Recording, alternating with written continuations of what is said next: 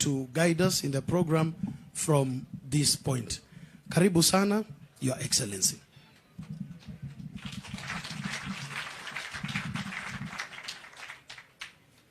Thank you.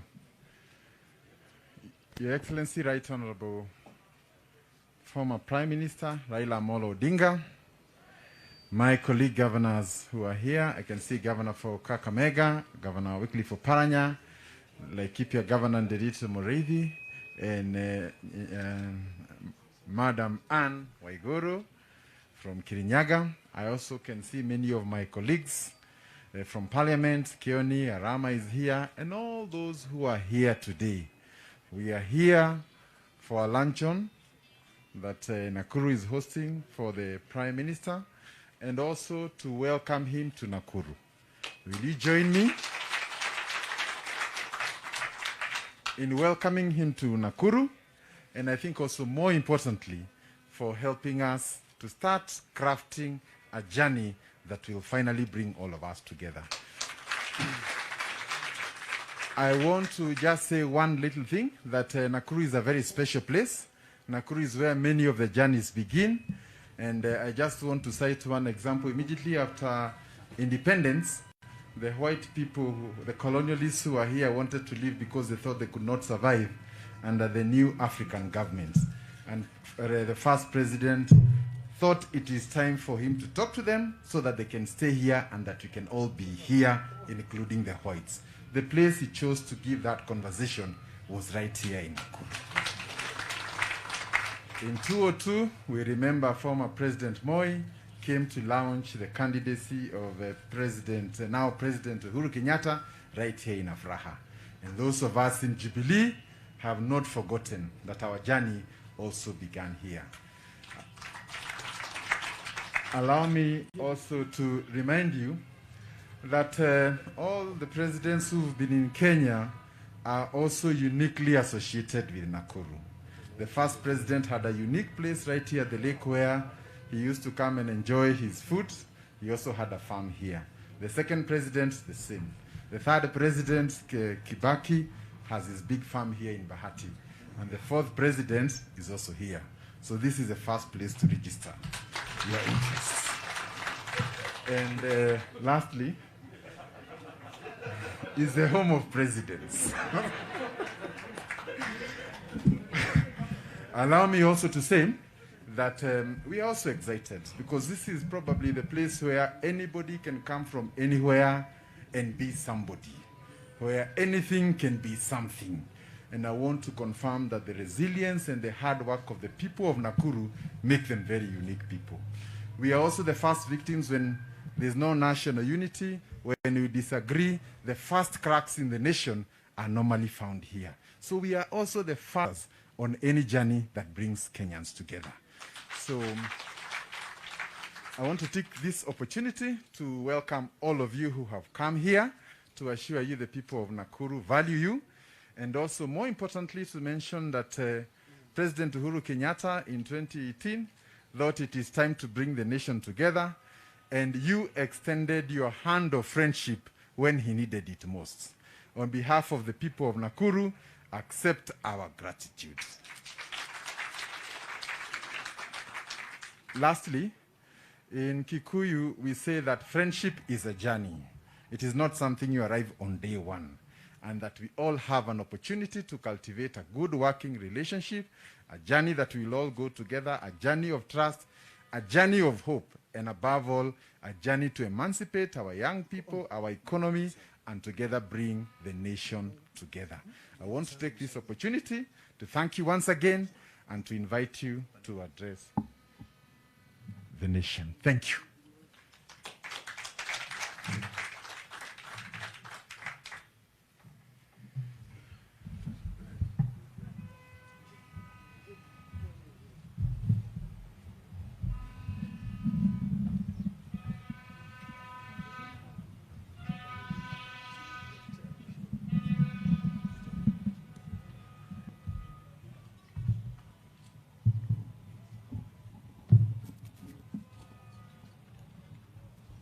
Thank you very much, Governor of Nakuru County. governors, members of parliament, leaders of various political parties, ladies and gentlemen, hamjambo. Hamjambo tena. As the governor has said, Nakuru has always been the epicenter of politics in our country. Right from the days of the colonialism, right through up to post-independence era. Many things have happened or have started here in Nakuru. I was giving an example to those I was sitting somewhere with earlier on today about what happened to my father when he was coming here in those days as a leader of Luo Union. The story is actually written in his book. He was with a friend of his, and they were walking somewhere along the street which used to be called Delamere Avenue. And as they were walking there, all of a sudden there's a white man coming on a bike with a bell, and was ringing the bell. Lord Delamere. Lord Delamere. Then Lord Delamere was coming, announcing that he was coming on a horse-drawn cart. So when the Delamere came, they were standing. He was supposed to stand on attention.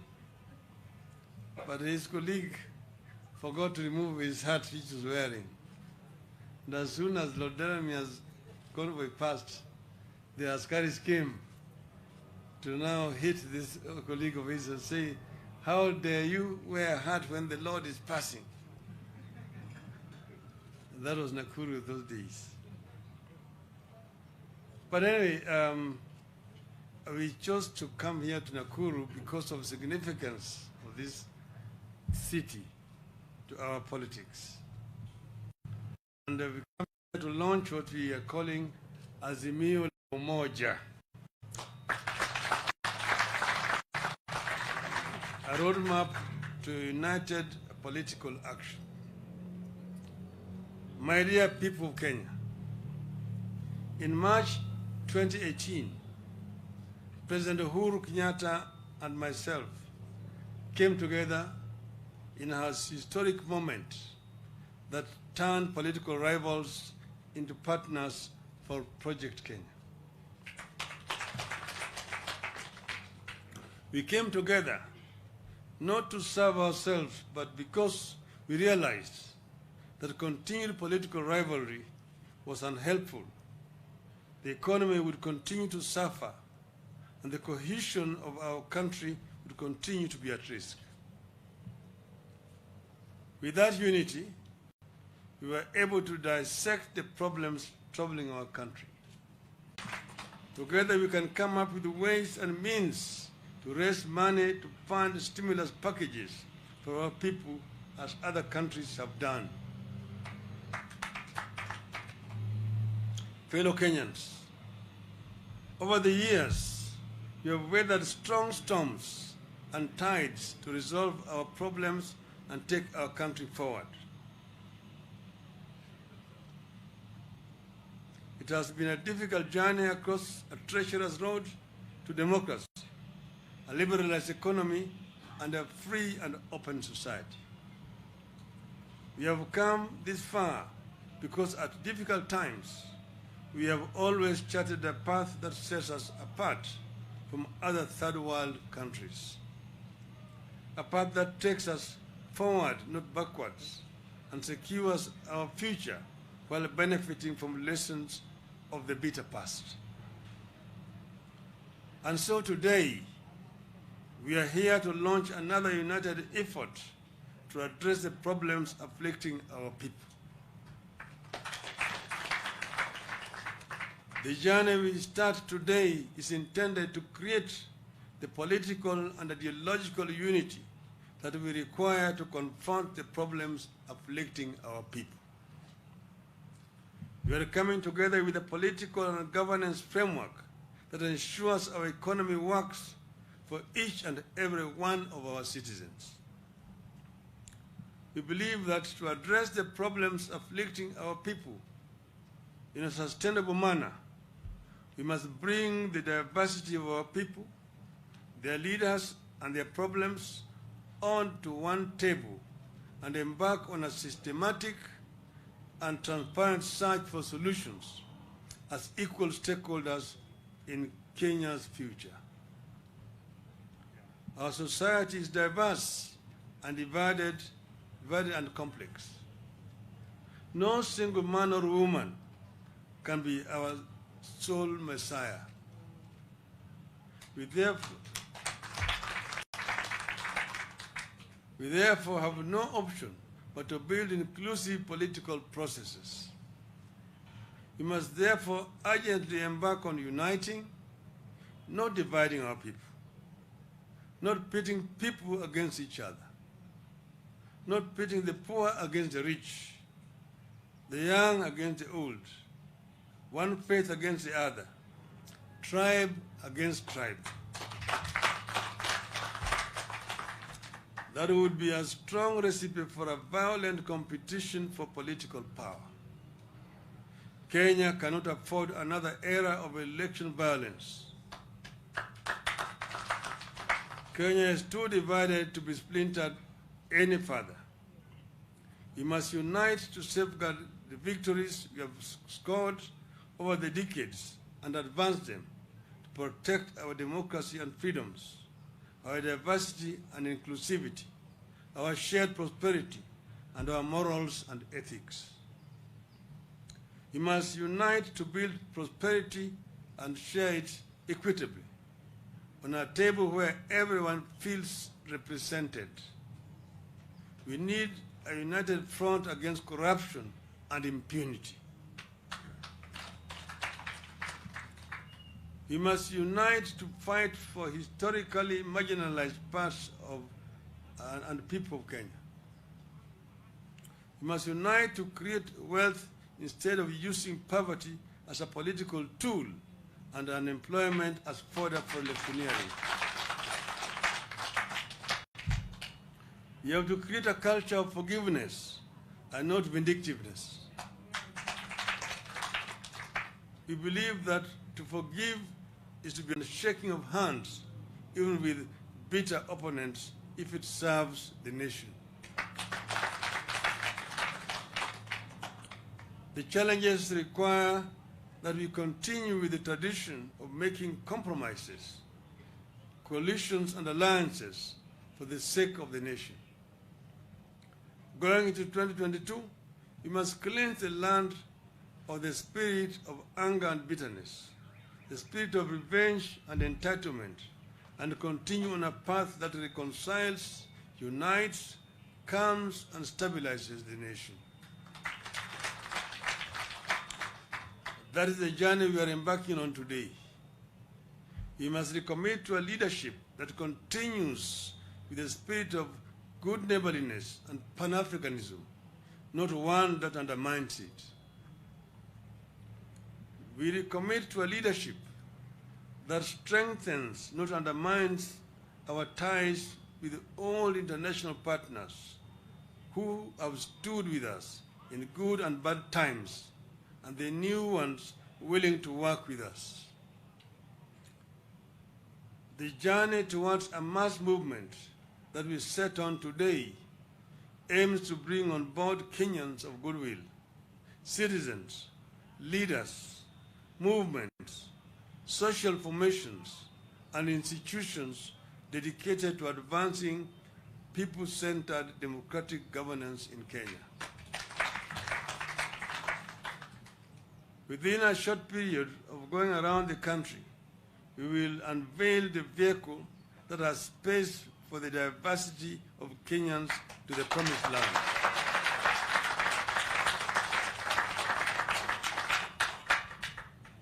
Fellow Kenyans, we have spoken so much about unity because we believe it matters. A house divided cannot stand. We need unity of purpose around core, long-term and consistent, not erratic policies with clearly defined goals as demanded by Kenyans. Mere words and catchy slogans will not work. We know where history has led those countries that fell victim to the sweet tongues of politicians. We must not allow ourselves to be falsely led down that path in 2022. We must take the high road and summon the angels in us to not recall our demons. We want every child, no matter their pedigree or identity, to think and believe that it can be morning in Kenya again, that we are about to arrive in a new land full of the most seductive possibilities. Let us rise together to fulfill the dreams of our children and reclaim our great destiny. We must fix this country, fix its systems, fix its politics, then fix its economy.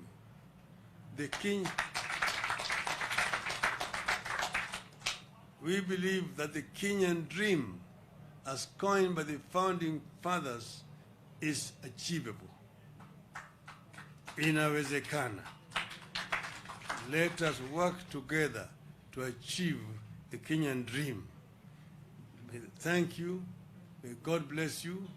God bless Kenya.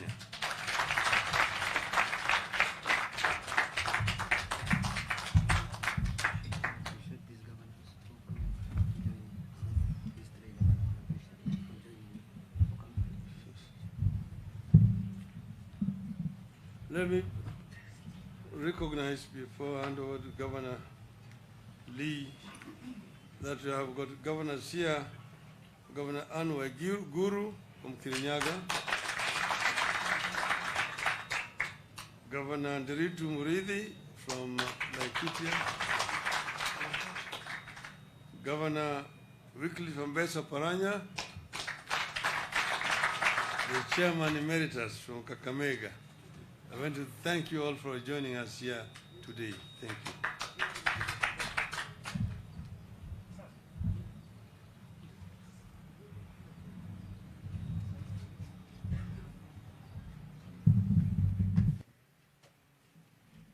So thank you very much, Your Excellency, Right Honorable Prime Minister, and all the guests who are here today. I must say we are all happy to be part of a new beginning for Kenya. And I think your speech was rich on forgiveness, reaching out to each other, and unity. That is what we want to hear. So I want to thank you, and once again, allow me just to say two issues. Due to COVID, we would have preferred to meet everybody probably in Afraha, and because we have to go by the current restrictions, it was not possible. I know it won't make everybody happy, but it is what we have to do to survive in these particular times.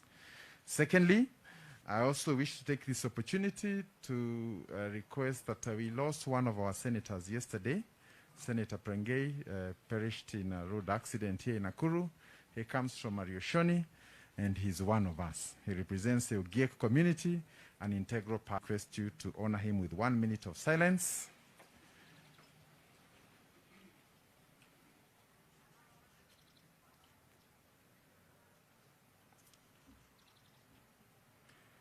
Thank you.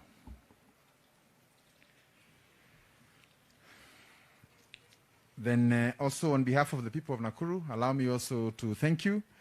I've said this before, but I wish to say it again, that we are now on the verge of getting the charter from His Excellency the President, but the journey to that charter was not easy. There were many obstacles, and when we went to the Senate, we needed support from everyone. But the day I called you, you assured me that you would stand with the people of Nakuru. I am here to thank you on their behalf for helping Nakuru, and indeed even at some points, going by the support we had in the House, it appeared like Nakuru was in another part of Kenya. Thank you, Your Excellency. Then I also wish to take this opportunity to say that Nakuru is a hope of Kenya. Places where anything and everything can happen and anything can be conceived and become great. But because this is a day for all of us, I want to take this opportunity to invite the Honorable Arama, who is our local member of parliament, to introduce his colleagues and also welcome you here. Thank you, Mheshimiwa Arama.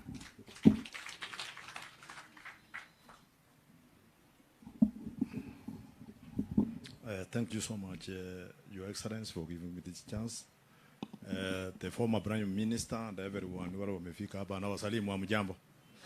Hamjambo ni salamia. Mbona leo siku hii ni siku muhimu sana kwetu. Kwa sababu tuko na Prime Minister hapa, mnajua wakati hiyo mbeleni watu ya Jubilee na watu ya ODM wangekuwa wanakaa pamoja vile tuko hapa. Si ni kweli? Lakini si leo tuko na furaha sana. So Your Excellency, the Prime Minister, sisi hapa Nakuru tunaunga mkono maneno ya PPI na maneno ya handshake. Ama namna gani watu ya Nakuru? Si mnaunga hiyo? Kwa sababu hapa Nakuru sisi tuko na makabila wote. We have all the communities who stay and live and work in Nakuru kutoka sehemu zote za nchi ya Kenya. Kwa hivyo wakati vile gavana amesema ikikuwa ni shida kutoka pande moja, sisi ndiye tunakugia sisi hapa. Na mnajua hapa ndio, that's why the former Prime Minister has come here, because tunataka tuendelee na hiyo umoja. Si mnakubali maneno ya handshake na maneno ya PPI. Kwa hivyo Your Excellency, sisi hapa unajua leo nimetembea nikashangaa sana kwa sababu we did mobilize. Kama tungekuwa tunataka kufanya mobilization kama wengine wala wanafanya, ndio Your Excellency ungeona watu wengi sana. Lakini for the short time hata sijui watu wamejua namna gani. Kwa sababu tulikuwa tumesema na gavana ya kwamba tunataka tuiweke kuwe siri kidogo kwa sababu ya hii COVID. But I was surprised with the magnitude of people I've seen who have come to welcome the former Prime Minister. Kwa sababu hiyo ni kumaanisha ya kwamba if we cannot mobilize, then we have all those people. I was talking to Honorable Gioni in my car. Nikamwambia angalia ile watu wameingia hapa na mimi hakuna hata siku moja hatujaambia watu wakuja leo. So if we want to make many people come, we can also do it.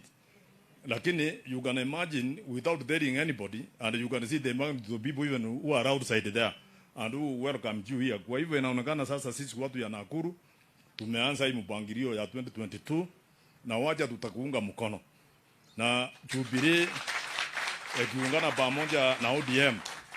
Kama ulikuwa unaenda na ODM peke yake na unatoa jaso na hii hakuna Wakikuyu wamekuja ndani. Mnataka kusema Wakikuyu wakikuja tuungane pamoja na watu ya Nyanza. Tutafika wapi? Tutaenda mbali sana. Hii kitu sioni yakienda outside vile tuka hapa. Kwa sababu Uhuru wako na sisi. Ama namna gani? Si Uhuru wako na sisi. Unajua sisi watu ya Jubilee bado tunaendelea kuongea kando kando na tumekubaliana. I had the opportunity of talking to the president when I was in Mombasa na akatueleza akasema laini ni hiyo today. Kwa hivyo mtu asikudanganye. Asema ati iko watu wengine wako mahali. Watu wanapewa pesa, wanaita watu wanawapea pesa wanaambia kuja tuwaongeleshe. Sisi hatupeani pesa na watu wanakuja. Si ati hatuna pesa. Ikifika wakati hiyo kwani watu wanakuwa na pesa kuliko sisi kweli? Kwanza pesa yetu ni ile tunatafuta. Waje ile ya kwenda kutoa kunyakua, kuiba, kuleta kupatia raia. Yetu ni ile tunafanya biashara. Yetu ni ile tatoka bandei tukuja hapa tupigie kura mahali moja ile tunataka. Si ni kweli? Na Your Excellency watu ya Nakuru ni watu wanapenda amani. Ukiangalia hapa tuko na Governor Ricky Nyanjui, yeye ni member ya Jubilee, ama member of parliament ya Jubilee, lakini ukiangalia serikali yake ameweka kila mtu. Here we have pieces who are in the cabinet, tuko na wajabu, tuko na kila mtu. Kwa hivyo next time tunataka tupate nafasi. Kama ingekuwa hii COVID, tungeenda afraha vile His Excellency amesema. Na mimi nataka kurudishia His Excellency governor ya kwamba wakati sisi tukikuwa kutoka sehemu zingine za Western, tutakuja kukaa chini kwa ushauri ya former PM so that tupige kura pamoja. Ndio tunde serikali pamoja kwa sababu hatujaonga pamoja. Kwa hiyo majaji naona Junet anasimama, unajua ni mdosi yangu. Ni mdosi yangu, unajua sasa anakuja ananiambia anaseleta shida. Yeye unajua ni whip. Anaseleta shida bunge. Wacha niwaachie hapo. Karibu sana. Na naona amesema niendelee. Unajua mimi ni mtu nafuata. Akisema endelea unaendelea kidogo. Lakini tuseme namna hii, wacha sisi tukae pamoja kama watu ya Nakuru County. Na hii Nakuru County, Your Excellency, tuwajie mimi na Ligi Nyanjui na wengine. Sisi tutaungana pamoja. Na this time round we are going to form a government from Nakuru County under the leadership of our governor, kwa sababu sisi sote tutapigia yeye kura na atarudi kwa sababu amefanya kazi nzuri. Asante sana, Mungu awabariki. Thank you so much. Thank you, Mheshimiwa Rama. Next, I'll be asking my speaker to stand and also just request the MCS to stand. But, Your Excellency, I want also to confirm that in your speech you have mentioned about economic revival. And it is in it that we have growth and we have everything. And making our country rich. Not a few rich, but making our country rich. I'm also happy to note that a poor man in a rich country is not a poor man. But a rich man in a poor country is poor. Thank you, Speaker. Thank you, Your Excellency.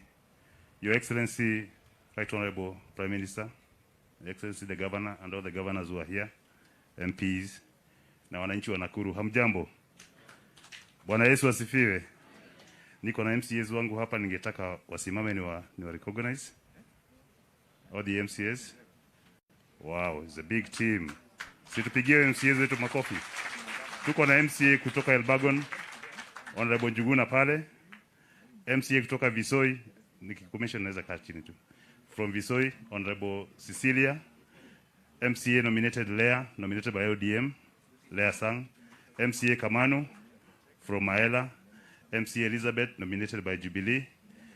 MCA Kering, nominated by ODM, asante sana. MCA Anyiso, nominated by Jubilee from Gilgil, asante sana.